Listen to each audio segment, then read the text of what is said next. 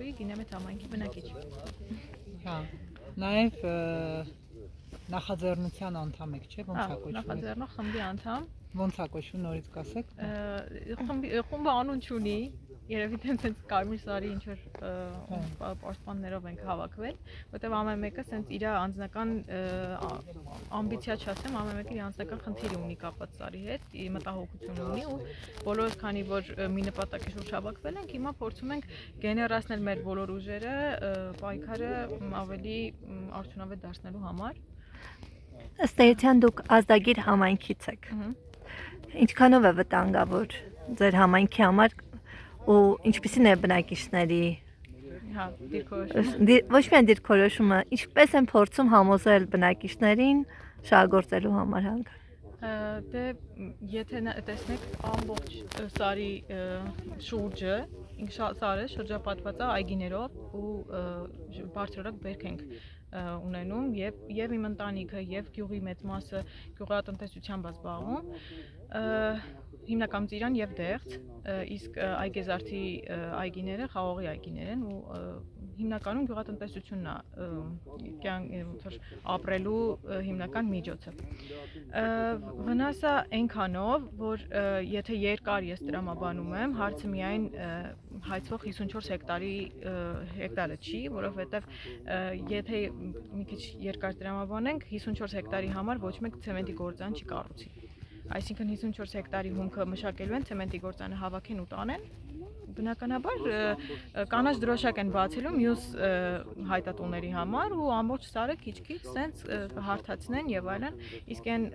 հեքիաթները, որ պատմվում է, որ իրանք երաշերտ անտառ են կառուցելու, ծառատունկ են անելու, որ փոշուց պաշտպանեն, այսինքն մենք 10 տարի էլ իրենք նստելու են սպասեն, որ այդ ծառերը աճեն ու տենց այդ սաղարթ, չգիտեմ, ձևավորվի, որ դա պաշտպանի փոշուց։ Տրամաբանական չեմ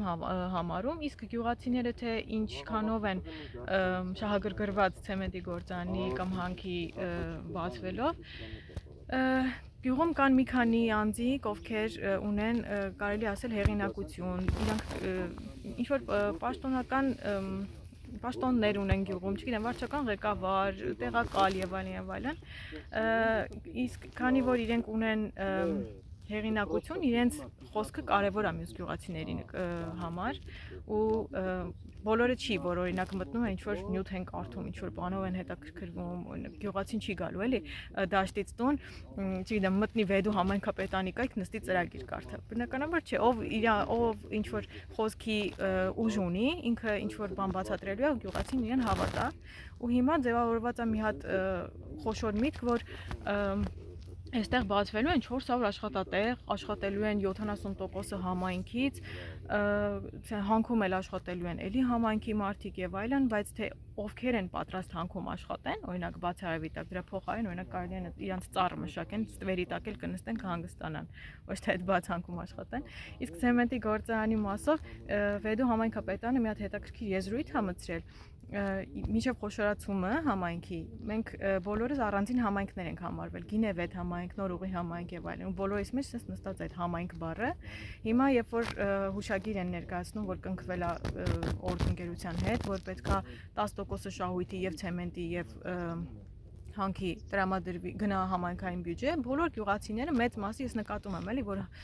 մտածում են համայնքային բյուջեն այդ մեր գյուղի բյուջեն է։ Դրա համար է այդ 10%-ը տենց ինչ որ բան մեծ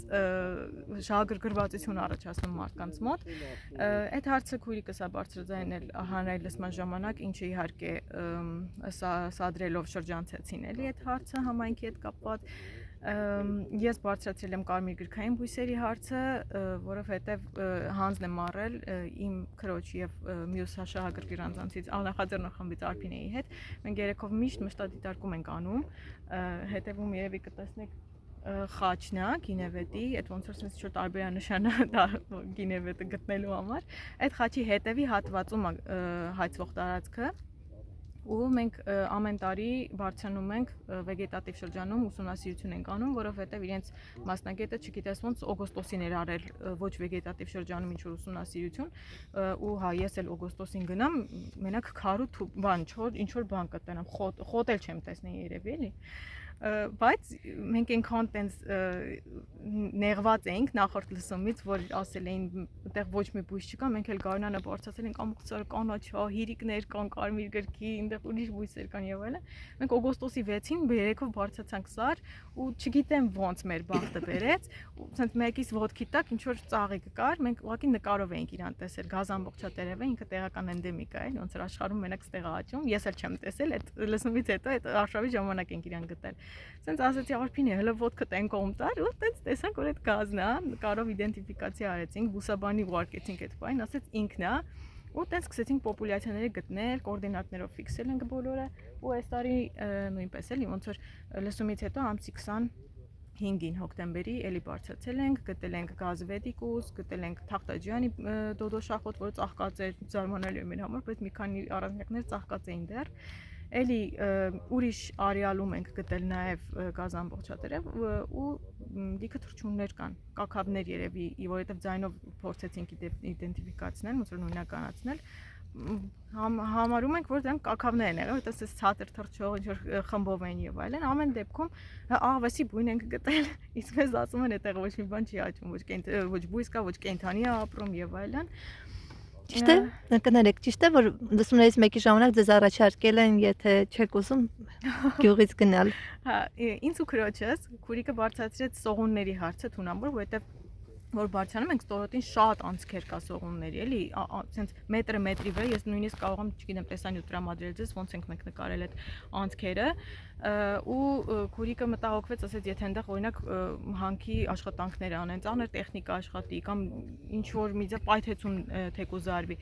այդ սողունները քիչնեն բնակավայր բնականաբար, то есть ստորոտից մի քիչ այս կողմ ենք, էլի մենք ապրում եւ այլն, իրեն ասեցին, դե եթե թունավորոցից վախենում ես, գյուղից գնա ու այդ ասել է հավաքանու անդամ, իսկ հետո երբ որ թեման շեղվեց դեպի թե գյուղում ինչ արվեց, սուբվենցիոն ծրագրեր եւ այլն, այնտեղ պարզվեց, որ մեր գյուղում 180 միլիոն գումար է ներդրվել, որի արդյունքում ես տեսել եմ մենակ լույս եւ աղբաման։ Իսկ դրա մեջ ներառվել է ինչ որ կոյուղակից,